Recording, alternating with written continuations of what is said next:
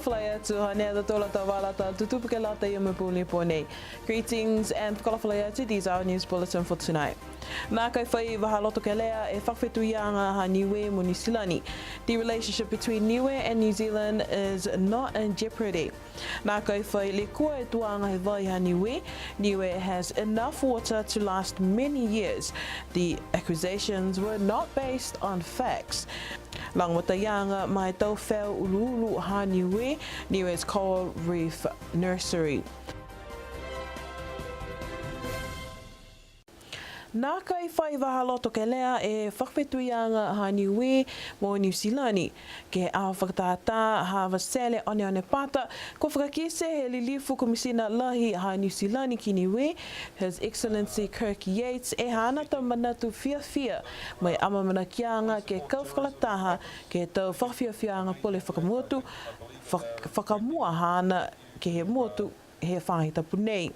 Pe mai e whamamanga he lilifu komisina New Zealand, kua tu mauni e whawhetuianga ha Niue mo New Zealand mo e nākai whai lekua.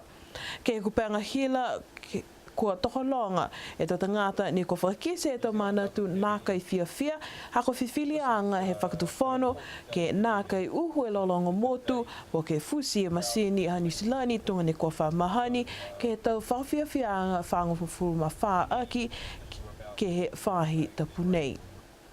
The relationship between Niue and New Zealand is not in jeopardy.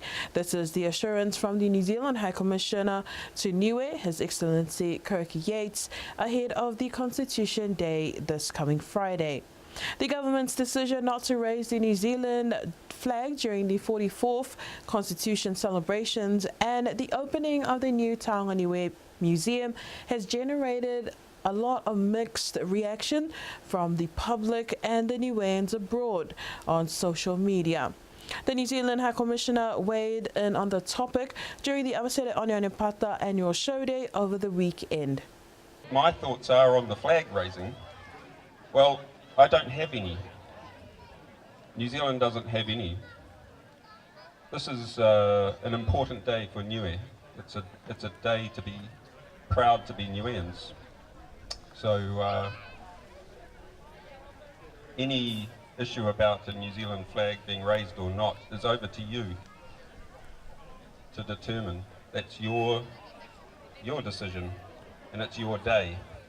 We're proud that you are New Zealand citizens and we're proud to be part of celebrating that day. The 44th Constitution celebrations will be held this coming Friday at the new Taonga Niue site at Halamahaga. Tō mau aniwe ke whai vai ke lata mo e tau tangata ka eke kua whakatū e pisinisi utu vai, lupo vai, mai motu he talahau he lilifu palemia Sir Toketalangi. Ko haka mai e tapulotu mai Australia ke fuafua e tuanga he vai haniwe I lalo hiwhi whanua. Mo e ko pehe ko e tolu ke he 5% he vai ni ko whawhakaonga he tau tangata he motu ke he tau osi. Mo e ko anākai mai ke maha e vai I lalo whanua hakoa tū mau ke puke kai ko toa I o uha. Pese whakatua pisinisi ke whakafuai e tolupo vai ke he tau motu I whafo tō tū mau aniwe ke lahi e vai ke he motu me nākai whai lekua. The Office of the Premier maintains Niue's water supply is sustainable and that the story about our water running out is not based on facts. This follows concerns regarding water supply not being sufficient for planned water bottling. In a statement from the Premier's office, it says there's a lot of water supply as the country has a water lens that is 25 meters deep times 100 square miles. It says, according to an Australian-funded hydrologist report, that we use approximately 3 to 5% annually. However, this is not going to run out. Niue's water lens fills up every time it rains. It also says a lot seeps out to the sea, so this is not a pool that does not replenish itself. It states we are lucky to have this filled constantly. The Australian-funded hydrologist report also estimates that in a drought, we will be able to draw water for 10 years or more. The Premier says government's task is to look after water and prevent pollution, which is why waste management is so important. If we bottle water, we can draw up to 10% without any problems. Ke mahina hapelila kia uni he tau nei kua toko ua e awhi. Hiwe seo mo tonu from a fitu e tangata whenanga vaiava ne ko hahoko mai ki Niue. Whakatatai ke he tau kua moale toko tahe seo mo hong from a wha e tangata ne kua hahoko mai ki Niue mo kua malikisi ha ke puke tangata whenanga vaiava ke he wha e pasene. Pe mai e whahi to tonu mala he motu koe toko ua e awhi fitseo mo ua from a wha e tau tangata ne kua oke he mai he motu poko Niue mo toko ua e awhi whaiseo ua from a taha e tau tangata whenonga vaiava.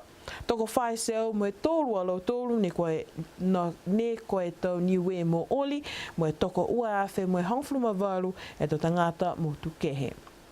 2,937 visitors arrived in Niue during the months of April to June this year.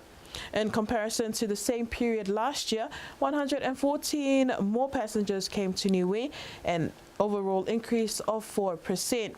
According to Niue statistics, these were 2,724 departures, 2,421 were visitors, 403 were Niueans, while 2,018 were non-Niueans. And average tourist earnings were estimated at $1,902. The period recorded a net migration of 213. Ko molea e tolu seo e tau wala whau, ne tā piki mau ke tau toua ke lali ke whakatupu alasia e tau whau. Ko Rami Ovid, hana kautaha Magical Niue, ne matapatu e whikau nei me fuaki e tau mngaho ke ukuku ke matakauwi ne tokai e tau whau nei.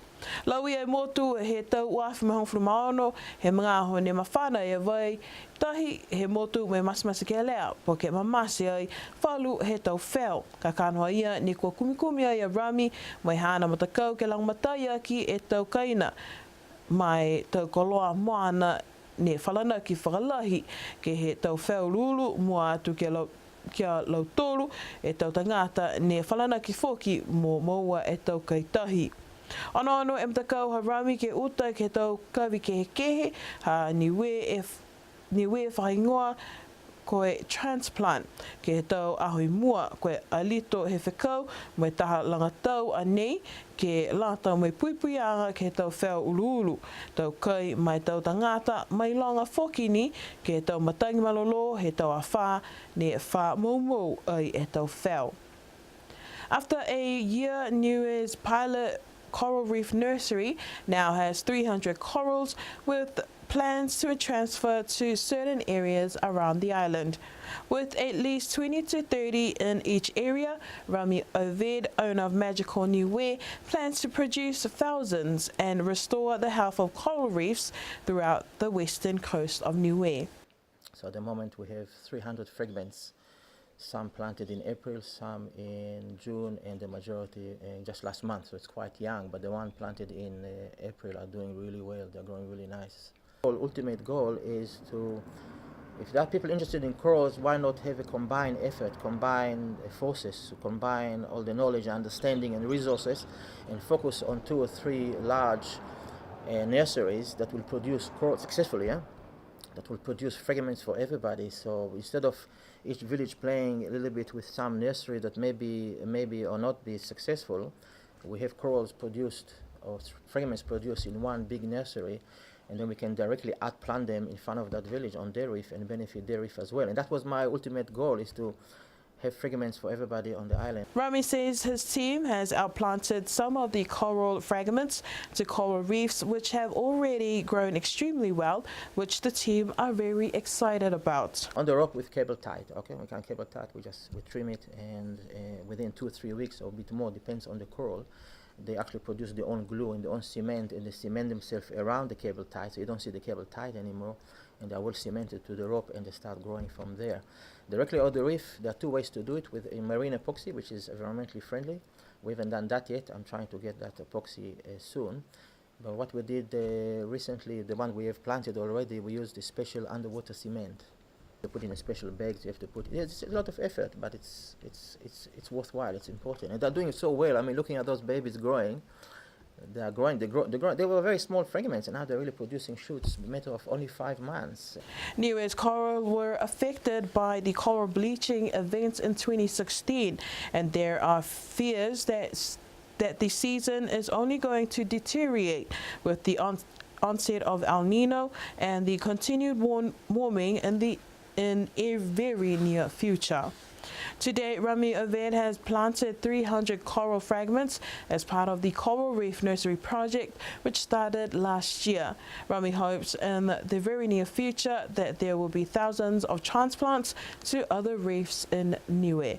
Rami informs Niue has only one reef, and that if we truly care about safeguarding the resource, we must act now, for fears of climate change will only get worse.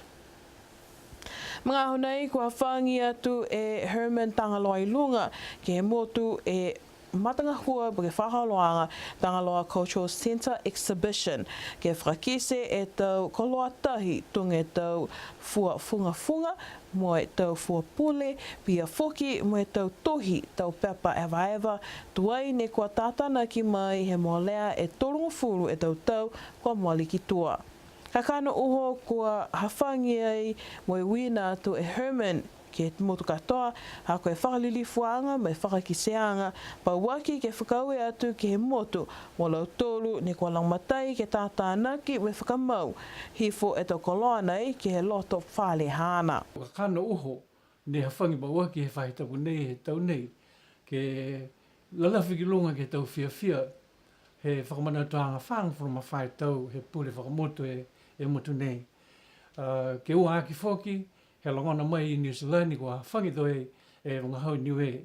Si kamana ne whangi whoki, ke whakamanatu whoki ni, halau tolu e tau whanau me tau mga whao, ne whao mai ki nei, e whaewa mai ki nei, ke kaina nei, ke whakamanatu whoki halau tolu, he whakaalawha koe tau koloa osi ha nei he Wangahau Niue, hane toka he motu nei, hane toka whoki ke kaina nei, ka halau tolu ka ha i New Zealand, koe tau whakasino ni, halau tolu ne ki sia, ka iki sia tau mena mōri. Ke tolu aki ke mēke he tau tangata he motu ke umai ke kisia halau tolu tau koloa. Haka mene leo ka hako whangi doi e whare museum he motu. Sei leo koe whewhe ka he tau mga hale mua.